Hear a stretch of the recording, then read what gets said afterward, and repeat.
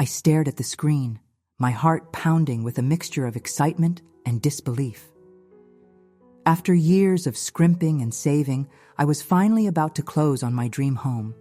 The modest craftsman-style house with its wraparound porch and bay windows had captured my heart from the moment I first saw it. Now, it was mere days away from being mine. My finger hovered over the mouse, ready to click the button that would initiate the final transfer of funds. Just as I was about to complete the transaction, my phone buzzed loudly on the desk beside me. I glanced at the caller ID, Aunt Sharon. With a sigh, I picked up the phone. "Hey, Aunt Sharon, what's up?" "Malia, thank goodness you answered." Her voice was shrill with panic. "I need your help. It's an emergency." My stomach clenched. Aunt Sharon had a knack for drama, but something in her tone made me pause. "What's wrong?" "It's your cousin Heidi. She's been in an accident. We need money." "For her medical bills right away? The insurance won't cover it all, and I don't have enough." My mind raced. Heidi and I had grown up together, more like sisters than cousins. The thought of her being hurt made my chest tighten. "Is she okay? What happened?" "Car accident. She's stable, but she needs surgery. Please, Malia, I wouldn't ask if it wasn't urgent. Can you help?" I glanced back at my computer screen, at the pending transfer for my dream home, the down payment I'd worked so hard to save. "How much do you need?" Sharon's voice cracked. 20,000. I know it's a lot, but 20,000? I echoed, my voice hollow. It was almost everything I had saved. "Aunt Sharon, I'm about to close on a house. I can't. Please, Malia, this is family. Heidi needs us." I closed my eyes, feeling the weight of the decision pressing down on me. Family first. That's what Mom always said. With a heavy heart, I opened my savings account and initiated the transfer to Sharon's account. "It's done," I said, my voice barely above a whisper. "Please, keep me updated on Heidi." "Thank you, sweetheart. You're an angel. I'll call you soon." As I hung up, I stared at my depleted savings account, a sick feeling growing in the pit of my stomach. I picked up my phone again, dialing the realtor's number with trembling fingers. "Hi, Jen. It's Malia. I'm going to need to postpone the closing. Something's come up." The next few days passed in a blur of anxiety and regret. I threw myself into work, trying to distract myself from the ache of losing my dream home. But every time I closed my eyes, I saw that little craftsman house slipping away from me. On the third day, I decided to call Heidi. I hadn't heard anything from Aunt Sharon, and the worry was eating away at me. The phone rang several times before a familiar voice answered. "Hello? Heidi? It's Malia. How are you feeling?" There was a pause. "Feeling? What do you mean?" My brow furrowed. "The accident. Aunt Sharon said you were in the hospital, that you needed surgery." "Accident? Malia, what are you talking about? I haven't been in any accident." The world seemed to tilt beneath me. But Aunt Sharon called me. She said you were hurt, that you needed money for medical bills." "Malia, I'm fine. I've been at work all week. Are you sure you didn't misunderstand?" My free hand clenched into a fist, anger and disbelief warring inside me. "No, I didn't misunderstand. She asked me for $20,000 for your medical bills. I gave her my savings, Heidi, the money for my house." Heidi's sharp intake of breath was audible even through the phone. "Oh, Malia, I'm so sorry. I don't know what's going on, but I swear to you, I'm perfectly fine. There's been no accident." As the reality of the situation sank in, a cold fury began to build inside me. "I have to go," I said abruptly. "I need to talk to Aunt Sharon." I hung up before Heidi could respond, already grabbing my keys and heading for the door. The drive to Aunt Sharon's house was a blur, my mind racing with questions and accusations. How could she do this? Why would she lie? What had she done? With my money? I pulled into her driveway with a screech of tires, barely remembering to put the car in park before I was out and storming up to the front door. I pounded on it with more force than necessary, my whole body trembling with rage. The door swung open, revealing Aunt Sharon's surprised face. "Malia, what are you doing here?" "Where's my money?" I demanded, pushing past her into the house. Sharon's face paled. "What? I don't know what you're talking about." "Don't lie to me," I shouted, whirling to face her. "I just talked to Heidi. There was no accident, no hospital, no surgery. You lied to me, Aunt Sharon. You took my savings, the money for my house. Why?" For a moment, Sharon looked like she might try to deny it again. Then her shoulders slumped, and she sank onto the nearby couch. "I'm sorry, Malia. I didn't mean for it to happen like this." "Like what? You didn't mean to steal from me? To lie about Heidi being hurt?" My voice cracked with emotion. "How could you do this to me? To us?" Sharon's eyes filled with tears. "You don't understand. I had no choice. The debts, they were going to take everything." "What debts? What are you talking about?" She looked up at me, her face a mask of misery. "Gambling debts. I got in over my head. They were threatening me, Malia. I didn't know what else to do." I stared at her in disbelief. This woman, who had helped raise me after my mother died, who I had trusted implicitly, had betrayed me in the worst possible way. "Give it back," I said, my voice low and dangerous. "Give me my money back right now." Sharon shook her head, fresh, tears spilling down her cheeks. "I can't. It's gone. I paid off the debts as soon as the money came through." The room spun around me as the full impact of what she was saying hit me. My savings, my future, my dream, all gone. In that moment, something inside me shattered. The trust, the love, the family bonds I had always believed in, they crumbled to dust. "I'll go to the police," I threatened, my voice shaking. "I'll tell them everything." "Please, Malia," Sharon begged. "Don't do that. I'll find a way to pay you back, I swear. Just give me some time." I laughed bitterly. "Time? You want me to give you time? You've taken everything from me, Aunt Sharon. My savings, my trust, my home. What else do you want?" As I turned to leave, my eyes fell on a framed photo on the mantel. It was of my mother, smiling and carefree, taken just months before her unexpected death. A chill ran down my spine as a terrible thought occurred to me. I turned back to Sharon, my voice barely above a whisper. "What really happened to my mother?" Sharon's face went white. "What?" "Malia, don't be ridiculous. Your mother died in an accident. You know that." But I saw the flicker of fear in her eyes, the way her hands trembled. In that moment, I knew there was more to the story than I had ever been told. And I was going to find out the truth. No matter what it took, I left Sharon's house in a daze, my mind reeling from everything that had just happened. As I drove home, I couldn't shake the feeling that I had just stumbled upon something much bigger and more sinister than a simple theft. The look in Sharon's eyes when I mentioned my mother, it haunted me. Back in my apartment, I paced restlessly, unable to settle. The walls seemed to close in around me, a constant reminder of the home I had lost. With shaking hands, I picked up my phone and dialed a number I knew by heart. "Nick, it's Malia. I need your help." Nick had been my best friend since childhood, the one constant in my life through all the ups and downs. He was a lawyer now, and I hoped he could help me make sense of this mess. "Malia, what's wrong?" His voice was instantly alert, picking up on the distress in my tone. I took a deep breath and poured out the whole story. The lie about Heidi, the stolen money, and my growing suspicions about my mother's death.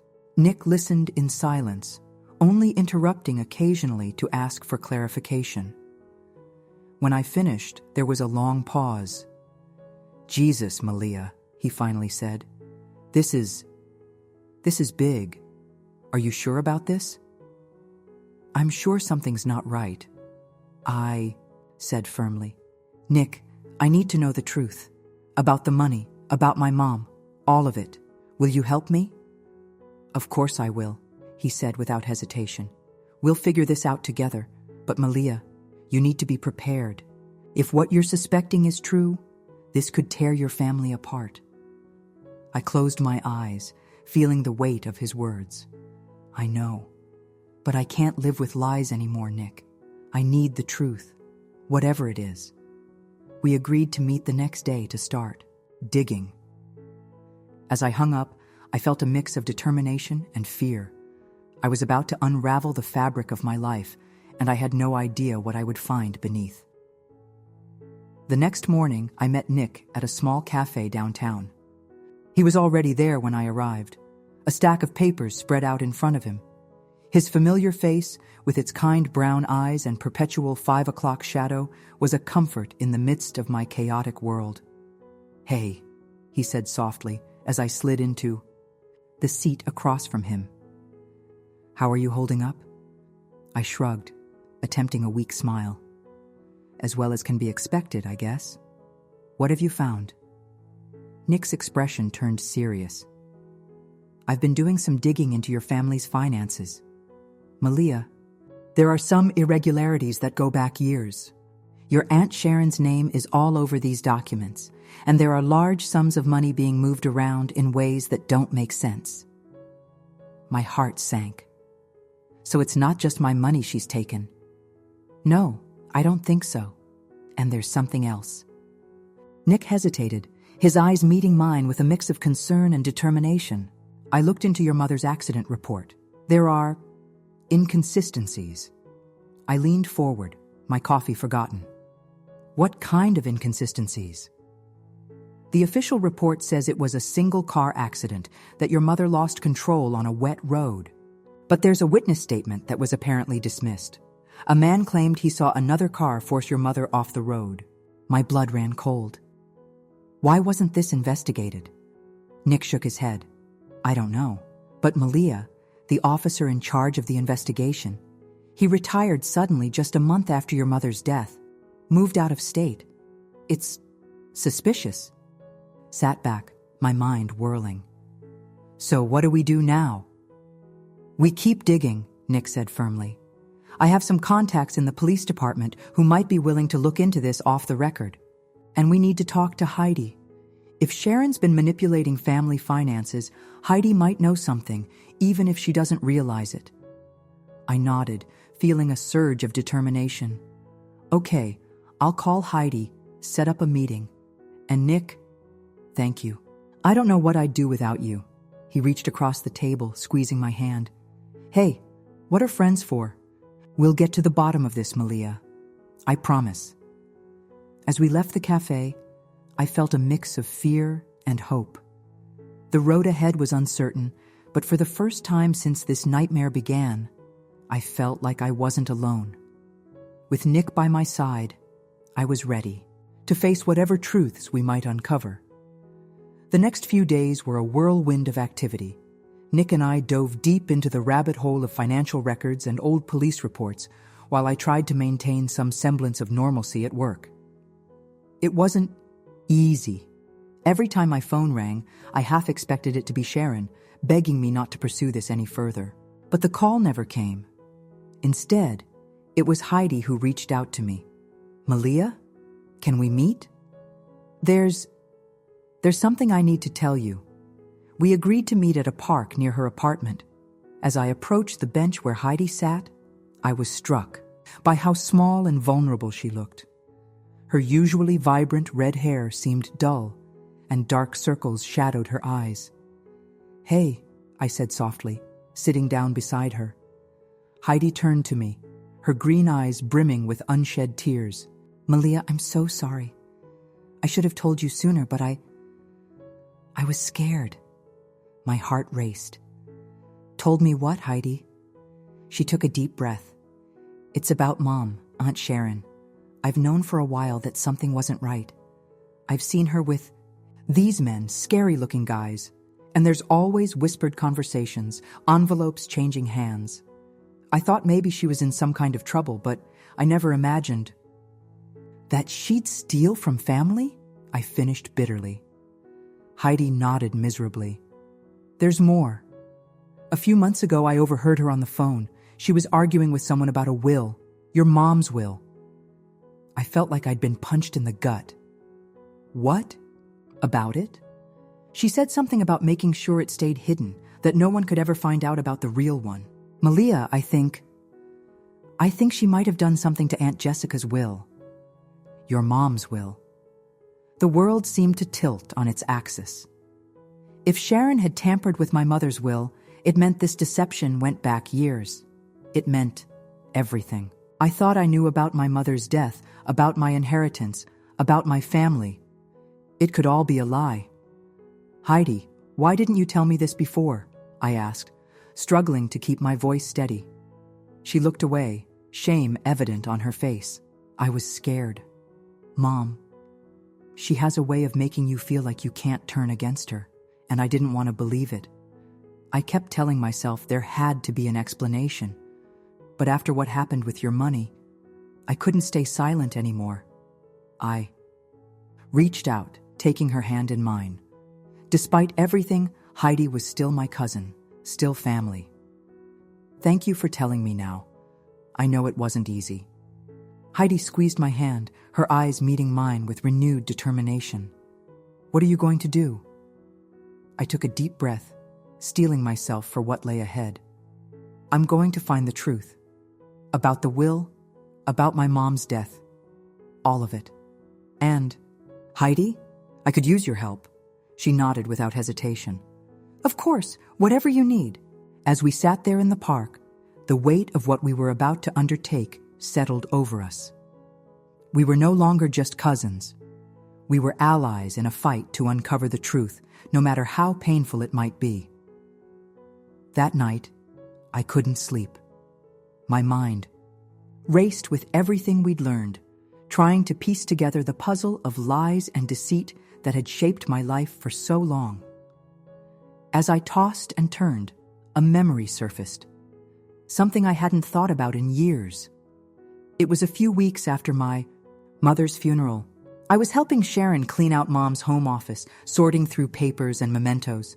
There was a small safe in the back of the closet, one I'd never seen before.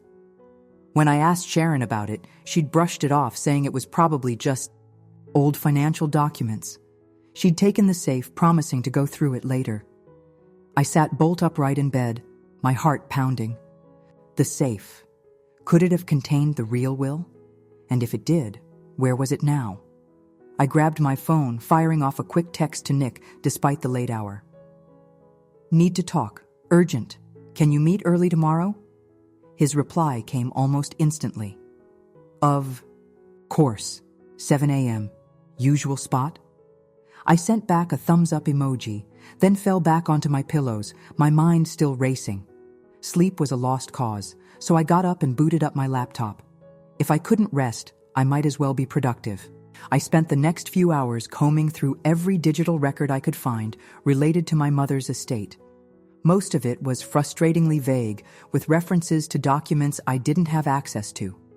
But one thing stood out, a notation about a safety deposit box at Riverdale Bank. By the time I met Nick at our favorite coffee shop, I was running on caffeine and adrenaline. I barely waited for him to sit down before I was spilling everything. Heidi's revelation, my memory of the safe, and the mysterious safety deposit box. Nick listened intently, his brow furrowed in concentration. When I finished, he leaned back, running a hand through his disheveled hair. Okay, let's think this through. If Sharon did tamper with the will, she would have needed help. A crooked lawyer, maybe? I nodded. That makes sense, but how do we prove it? We need to get into that. Safety deposit box, Nick said firmly. If the original will is there, or even just documents pointing to its existence, it could blow this whole thing wide open. But how? I'm not listed on the account. Nick's eyes gleamed with a mixture of excitement and apprehension. Leave that to me. I have a friend who works at the bank. He might be able to help us bend the rules a little. I hesitated. Nick, I don't want you to get in trouble because of me. He reached across the table, squeezing my hand. "Hey, this is important. You deserve to know the truth about your mom, about your inheritance. We'll be careful, I promise."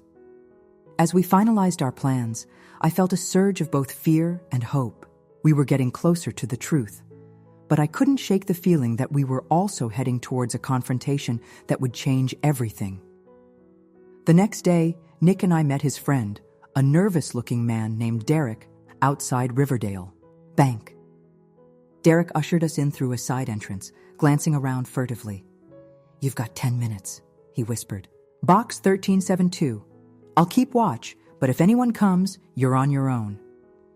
My hands shook as I inserted the key Derek had provided. The box slid out smoothly, and I lifted the lid with bated breath. Inside was a stack of documents, yellowed with age. "Jackpot," Nick murmured, quickly photographing each page with his phone. I rifled through the papers, my heart pounding, and then I saw it, my mother's handwriting.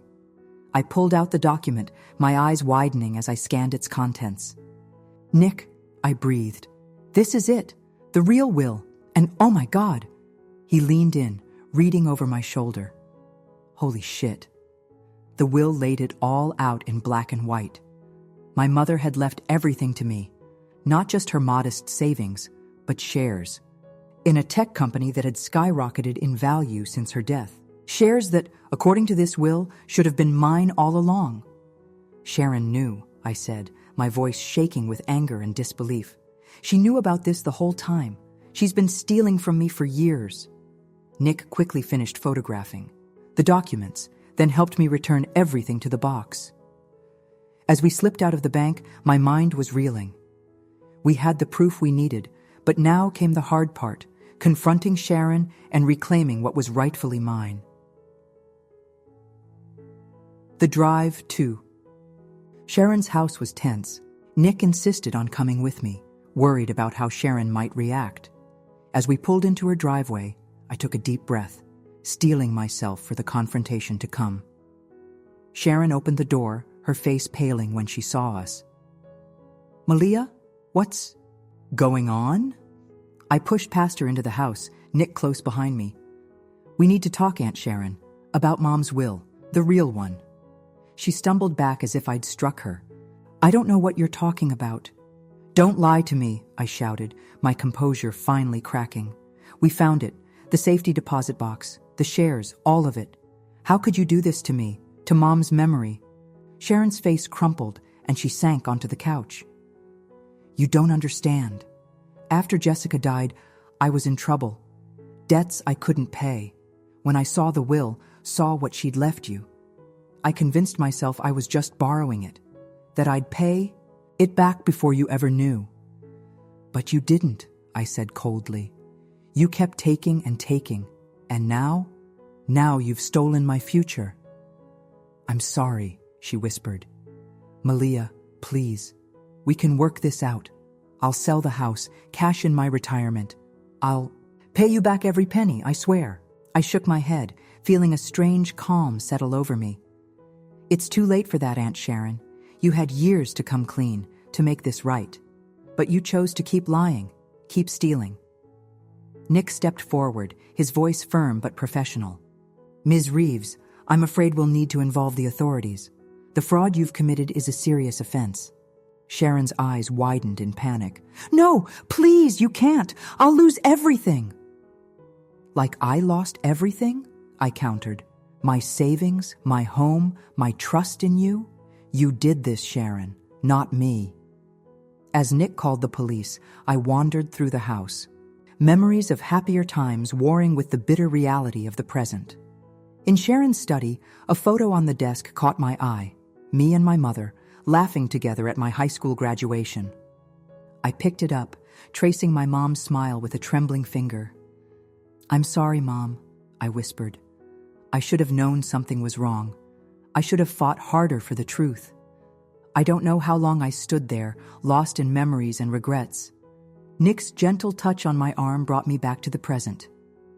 "The police are here," he said softly. "Are you ready?" I nodded, squaring my shoulders. As we walked back to the living room, I saw Sharon being handcuffed, tears streaming down her face. Our eyes met, and for a moment, I saw a flicker of the aunt I'd loved, the woman who had comforted me after my mother's death. But then it was gone, replaced by the stranger who had betrayed me so completely. As the police led Sharon away, I felt a strange mix of emotions: relief, sadness, anger, and an overwhelming sense of loss. Not just for the years and money stolen from me, but for the family I'd thought I had. Nick wrapped an arm around my shoulders. "It's over," he said gently. "You did it, Malia. You found the truth." I leaned into him, suddenly exhausted. "Yeah, but where do I go from here?" He gave me a reassuring squeeze. "Forward, one step at a time, and you won't be alone, I promise." As we watched the police car drive away, I knew he was right. This wasn't the end. It was a new beginning. A chance to reclaim my life, my inheritance, and maybe, someday, find a way to heal the wounds this betrayal had left behind. The next few weeks were a whirlwind of legal meetings, police interviews, and emotional conversations with family members. Heidi was devastated by her mother's actions, but stood by me throughout the process. Together, we began the long, painful task of unraveling years of deception and piecing together the truth about our family's past. As the dust began to settle, I found myself standing once again in front of the little craftsman house that had started this whole journey. With my mother's true inheritance restored to me, I was finally able to make an offer. The owners, touched by my story, accepted immediately. On the day I got the keys, Nick and Heidi were there with me, boxes in hand to help me move in. As we stood on the porch, I felt a surge of emotion. "I can't believe it's really mine," I said, my voice thick with unshed tears. Heidi squeezed my hand. "You deserve this, Malia. After everything you've been through, you deserve some happiness." Nick nodded in agreement. "Your mom would be proud of you. You didn't just fight for yourself. You fought for her memory, for the truth." As we stepped inside, the empty rooms echoing with possibility, I felt a weight lift from my shoulders. This house represented more than just a place to live. It was a symbol of my resilience, of the strength I'd found in the face of betrayal. That night, after Heidi and Nick had gone home, I sat on the porch swing, looking out at the quiet street. The future stretched out before me, full of uncertainty, but also hope. I had lost so much, but I had also gained something invaluable: the truth about my past and the knowledge that I was stronger than I'd ever imagined. As the stars came out, twinkling in the velvet sky, I made a silent promise to myself and to my mother's memory. I would build a new life here, one founded on honesty and love. And maybe, someday, I would find a way to forgive, not for Sharon's sake, but for my own. The road ahead wouldn't be easy. There were still wounds to heal, relationships to rebuild, and a family history to reconcile. But as I sat there, surrounded by the warmth of my new home, I felt ready to face whatever came next. This was my fresh start, my chance to write a new chapter, and this time I would be the author of my own story.